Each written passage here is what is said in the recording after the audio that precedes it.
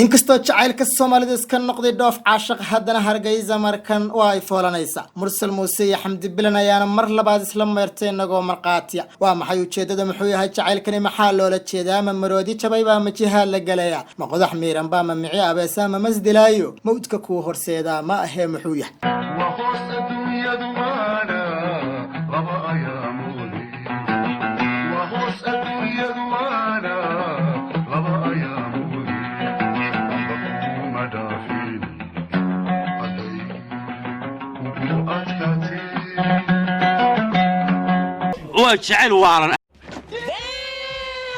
السلام عليكم ورحمة الله تعالى وبركاته قيرت قيمة قاها إيجا مدن ملك استوى تنسك استوى مقالكي مقالكي دين سو قريبة هل كده قد دعواني سان وجهنا كشاعر شاكي ولكن شاعر شاكي كسود وهذا برامج كهذا الحين تبلشده عاود كوجو هيا حمدي بلن يا مرسل موسى ومركل صوت قبيسته هس ولينا ده كسوق قاضي تلو سيدانو محياد برامج كأنت أنا قد جلست وعن كعسنا تلاقي سبسكرايب سارتان سيدو كلنا أنت أنا المقال كان قدها أقول لنا تشاع عديس السوقاتان هدي هذا الشاح وذن فضل المقال كان سكتشوتشي شاح عديس الدونو كدب أنا اسكو نقولنا سوى نفسني دقيسو عن برامجك قبل سنة كوسو كنت بندونا هيستا نرش عصب سودوي أو قاضي فنان كوينا هذا الشيخ باندي كرنا محمد سعيد بيكي قابك كتمد قصدر برنده يا شاح عديس دونت شكدان دير سوكاوي هذا لدى دير سوكاوي مهمة دبتا سوكاوي هريمان دير سوحاوي بعد ما كان سونادي كتب شاكي يجا عديس وأجاك صاحب يال الصومالي waxay tiraahdaa nabsi lama dalabsado soo dibadiyal dukaan laga ma iibsado si shay marka mardahan waa laga dambeeyaa intuu sandaaqad ka furan haye أحيا جرار كاس قف كي سمي دبعاً وحكلوها أنا متو بانكو برتي فيلمانتي متو نصوص ساري جري أصوص صار لكن لا هذا حقوق دي سواسيلها قف كي سمي ما قان لكن دبعاً أبوان سوماليات بسمي وركيس مسارنا وحا جورد وصوب حربت هذا صوب حنبا هس السود تشيل وكله قناة سهرم مقال كمقال كورين كوجو شيء حمدي بلن يسود كله مرسل موسى يستاس مقدي الإسلام الإسلام ده بعشي وحكودن ملء هاوشو وحكله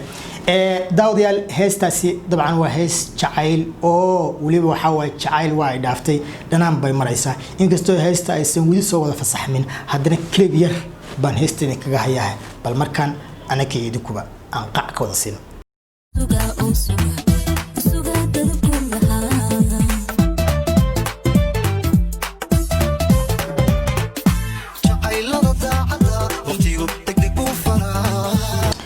وهاجاك صاحب يالو واحد اللي هاي مرسد حاد عنده إنه نمسريان رنتي هويجا فنك هرجيزة أنا وحاون قري هويجا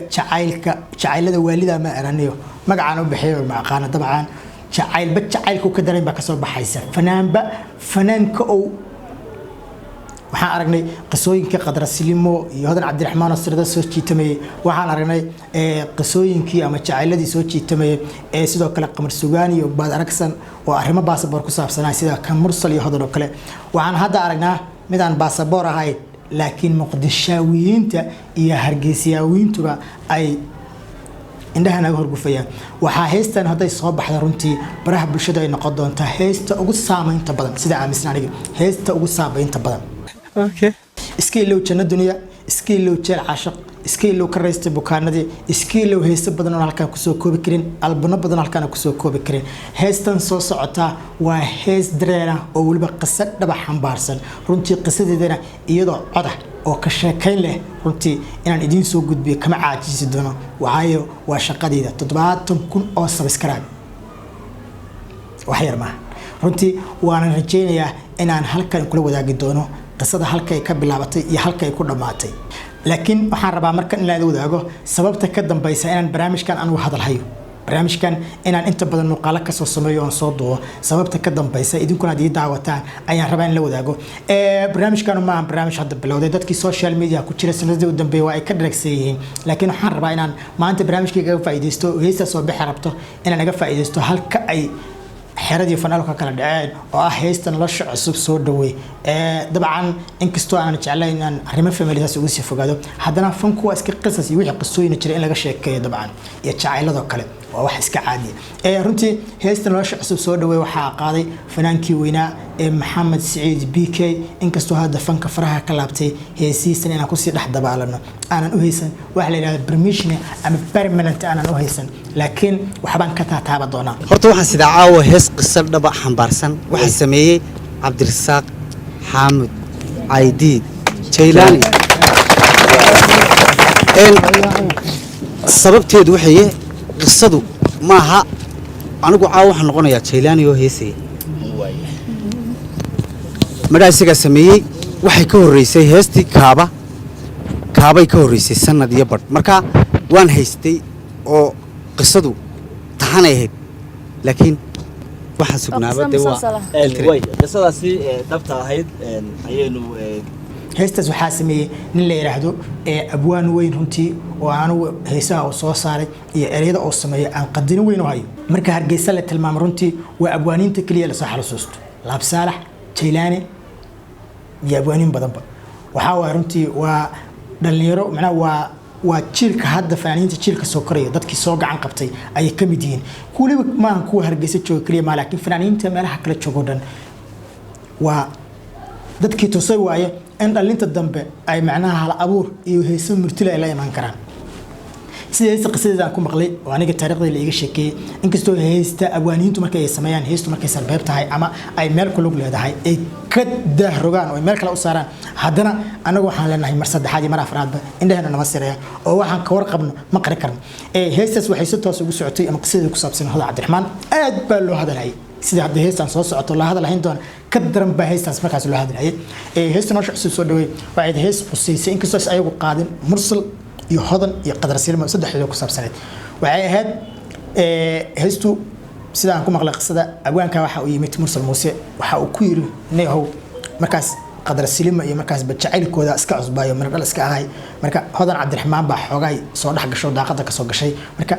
abwaanka baa waxa uu tagay Mursal Muuse waxa uu ku yiri neehow arintan ay haysata culays baa isaaran family-kii ku dhex jira waxa waa arinta qalaasay ma gali karo qofta Hodan Cabdiraxmaan markaas hadda kushkush ahaado waxa way waqtigii waayaha dadka bedela laakiin markaas waxay iska yahay inkastoo hadda bay qurux badan tahay Cabdiraxmaan ma sha Allah waxay iska yahay gabar aad u qurux badan oo fanka marka ka dhex muuqato adoo kaar iska arag ma sha Allah kushkushti fanka xilligaas aad ma dhaweey marka wuxuu ugu yiri wuxuu ku yiri xaaladana jirtay bal faalay abwaanka runtii isla markii biisti waa uu sameeyay wuxuu markaas wiilina Qadar Silma inuu yiraahdo qoftaana kugu cusub marwayada xaaskaaga ah nihow iska ilow iska dhaaf waxa waay noloshaan cusub soo dhaweey taas iyo waxaas iyo jacaylkan dambe ku soo galay iska baabo marka abwaanku markaas Qadar Silma la jira asagu xaya abwaan waxa ku hay warniyo faraha ka qaad mursal heesti waa uu qaatay laakiin kadib kuma uusan dhaqmin heesti wali waxa laga qaaday hadii aad daawateen meel ay wada fadhiyaan ama TV lagu wada wareysanayo fanaaniinta xidiga geeska xilliga nimcaan xitaa meesha waa dhex fadhiya xilligaas oo markaas Somaliland dhereysana meesha uu fadhiya markii heesto biki ku luuqeynayo Qadar Silma heesto ay ka dhagsantahay aad bay runtii u farxsantahay la dhacsantahay laakiin waxba dhacayo heesti may sawaanadeeda muusa qaadana waa soo xalushiyo waa ta Mursal iyo Hodan wax la isku xantaba markay soo baxday heesti ahayd qalbi aad murkiday waxa walba banaanka imaadeen xiriifna kala dhaceen soo baxday heesti ka dambeysay la yiraahdo galool baan ahay nasaba miraha geersada ku yaal hobaanta laga gurtaa jacaylkuna waa saas adigu heesti saas bay ahayd heesaas kuma fiicno adii sheeg waata soo saartay waata markii dambe xaaladu barigay lafaha kala dhaceen waata anigu ma aqaan jacaylkii lagu eedeynayay in dollarka iyo ka tambadiyeen iyo waxa baasaboorka wax ku dhacay waxa timid gabar la yiraahdo Xamdi Bilan oo quruxda markaad fiirido indha aan markii hore ilmeyn rabin qosol aadan ku hayn wax kala ka imaanayaba Xamdi Bilan iyo Mursal Muuse waxay soo saareen hees jacayl oo midba midka kale ereyada la isdhaafsanayo dharka la isku ogol wato geedaha la hoos joogo ko wax aan ka sheekay karama kaliya waa inaan niraahno wara jiray wiishka la hayo aniguna inta qisada soo laalaabat halkan waa soo fadhiisan doonaa halay aad u maasanta daawashada muuqaalkan oo walaalka shaashirkeeda le mar saddexaad iyo mar labaadba subscribe saar channelkiisa oo kale muuqaalkan leeyahay aad bad mahadsantiin nabadi saaxiiba